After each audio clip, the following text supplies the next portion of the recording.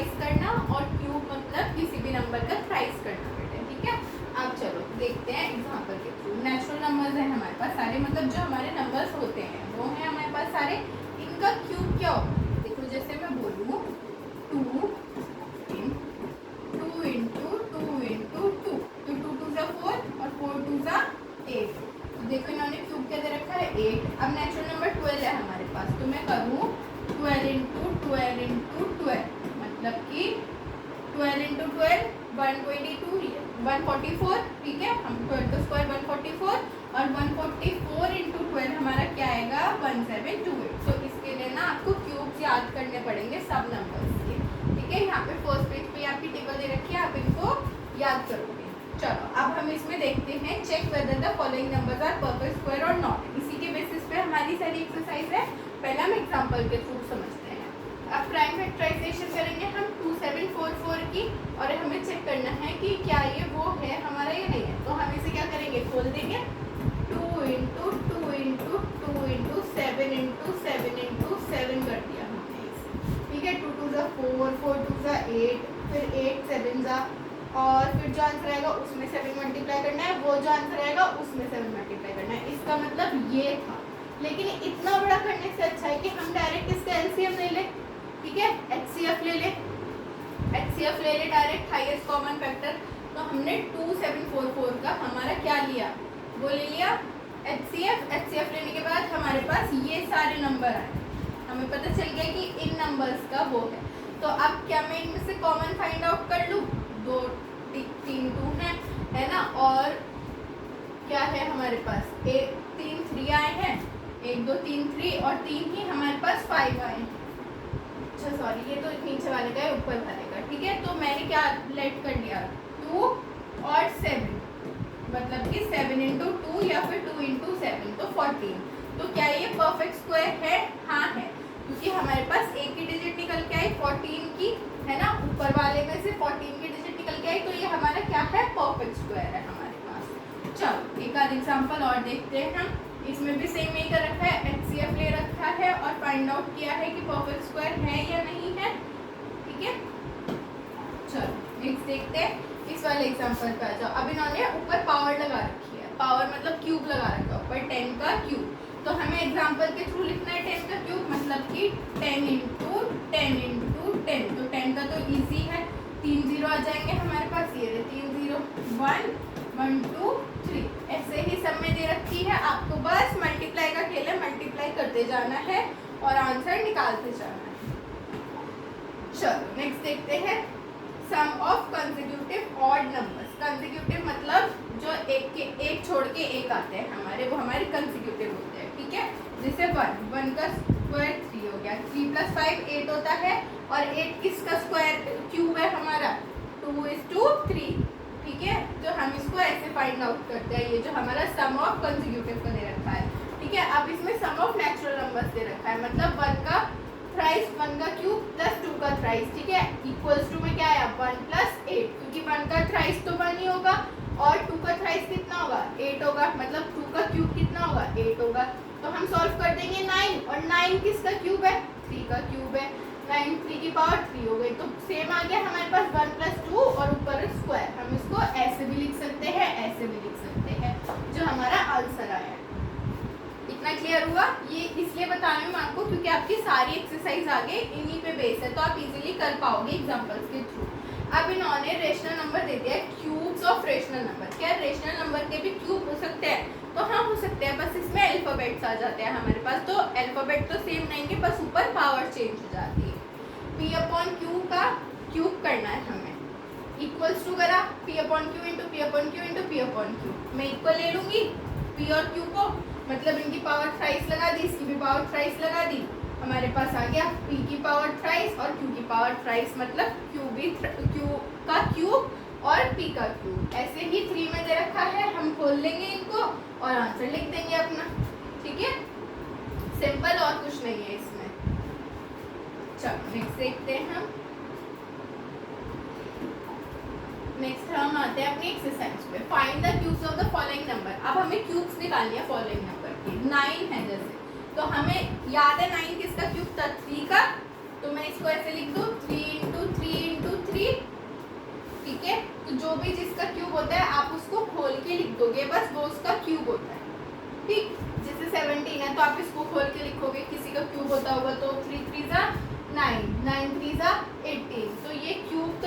हमारा, तो हमें क्या करना पड़ेगा क्यूब फाइंड करने के लिए? वो जो टेबल था हमारा पीछे, उसको रिवाइज करेंगे क्यूब फाइंड करने के लिए। ये देखो 3 का 27 दे रखा है इन्होंने क्यूब। अब 9 का क्यूब निकालना है हमें, ठीक है। तो हम क्या फाइंड आउट करेंगे? 9 का क्यूब में 9 × 9 × 9, ऐसा भी 3 का फाइंड करा था, 3 × 3 × 3 27 आया था। ऐसे ही 9 × 9 × 9 मतलब कि 9 9 ज़ा 81, और 81 × 9 जो आंसर आएगा वो हमारा क्यूब होगा। सब में सेम होगा। इसमें हमें क्या दे रखा है? P/Q की फॉर्म में, मतलब रेशनल नंबर। अभी हमने एग्जाम्पल के थ्रू समझा था, तो सेम है। 3/5 को मैं क्यूब लूँगी, है ना। तो 3/5 × 3/5 × 3/5 करते चले जाओ।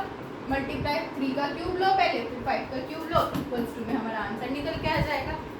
ठीक, बस आपको क्यूब्स याद होने चाहिए, बाकी सेम है। अब इसमें डेसिमल आ रहा है, बस जितने पॉइंट के बाद डेसिमल है उतना पॉइंट के बाद डेसिमल लगा देना, कुछ डिफिकल्ट नहीं है इसमें। आप find the 1 digit of the cube of each of the following number. एक डिजिट का क्यूब निकालना है फॉलोइंग नंबर्स का, तो इसके लिए भी हमें क्यूब रूट्स याद होने चाहिए कि 77 किसका क्यूब होता है, 53 किसका क्यूब होता है। आप वो टेबल याद करोगे और उसके अकॉर्डिंगली, जैसे मैं मान लूँ 3331 13 का क्यूब है, मैंने अस्यूम कर लिया, तो मैं क्या लिखूंगी? 13 क्यूब इक्वल्स टू 3331, ऐसे लिखूँ, ठीक है। तो जिसका क्यूब जैसे लिखना है वो ऐसे रिप्रेजेंट होगा हमारा। 5th question, express the following number as sum of odd numbers. अब देखो 6 का क्यूब क्या होता है, पहले तो ये फाइंड करेंगे हम लोग। 6 × 6 × 6, ये हमारा क्यूब आ जाएगा। 6 6 ज़ा 36, 36 × 6 करेंगे, हमारा क्यूब निकल के आ जाएगा। अब जो हमारे पास क्यूब निकल के आएगा ना, उसको हमने अभी पीछे किया था ना कंजर्वेटिव की फॉर्म में, ये देखो ये रहा, ऐसा वाला पैटर्न बनाना है हमें। सिंपल 1 की वैल्यू करेंगे, फिर ये करेंगे, 3 की करेंगे, और हमारे पास क्या आएगा? हमारा आंसर निकल के आ जाएगा, जो भी हमारा आंसर होगा।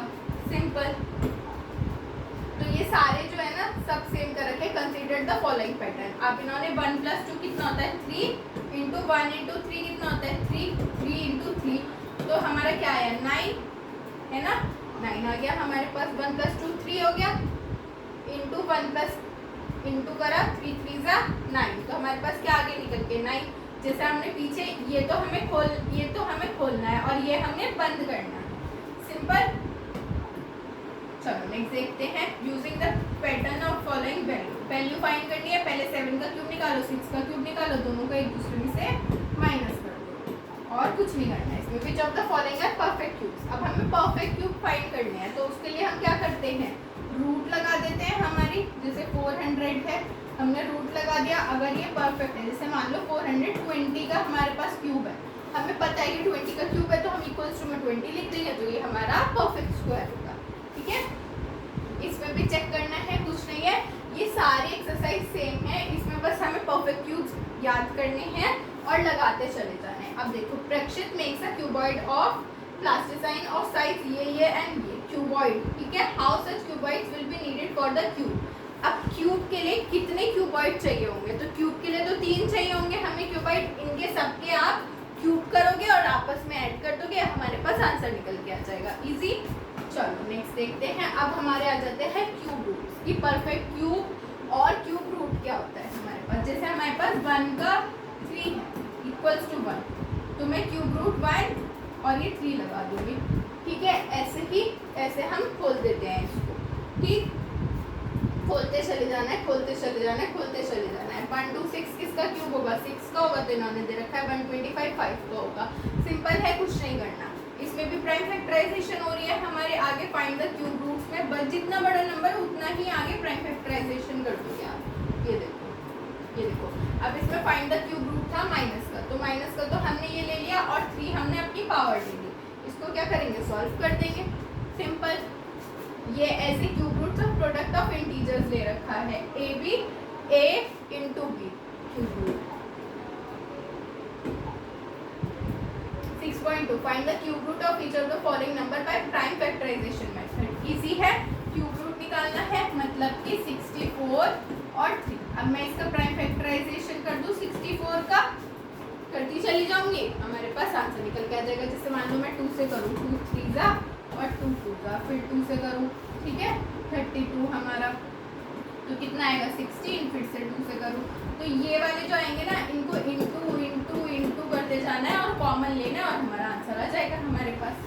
अब ये ट्रू फॉल्स है, ये पीछे से देख के आप कर लोगे। True false, cube of any odd number is even, क्या किसी का ऑड नंबर का क्यूब इवन होता है? तो अगर आपको क्यूब रूट्स याद है उसमें इवन होता होगा तो आप ट्रू लिखोगे, नहीं तो फॉल्स लिखोगे। इवैल्यूएट, अब हमें क्या देखा है? इवैल्यूएट। अभी हमने ए और बी वाली प्रॉपर्टी पढ़ी ना हमारी, ए इंटू क्यूब और बी इंटू क्यूब, तो इसको क्या करना है? बस खोलना है और कुछ नहीं करना। तो मैं क्या करूँगी, 3 3 3 7 5 इंटू, मतलब ये हमारा 8 हो गया, इंटू बी कर दूंगी क्या 7 2 9 क्यूब रूट 3। अब दोनों का अलग अलग हम एचसीएफ ले लेंगे और जो कॉमन होंगे उनको इंटू कर, उनको प्लस करके हमारे पास क्या आ जाएगा? हमारा आंसर आ जाएगा। Find the cube root of, same है, ये अलग अलग लिख रखे हैं, बस क्यूब रूट लगाना है, 3 करना है, एचसीएफ लेना है, मतलब प्राइम फैक्टराइजेशन करना है और फाइंड हो जाएगा। Find the cube root of, देखो ये भी सिंपल है, ये भी हो जाएगा। 6th क्वेश्चन पे आते हैं। अब ये 6th क्वेश्चन क्या कह रहा है?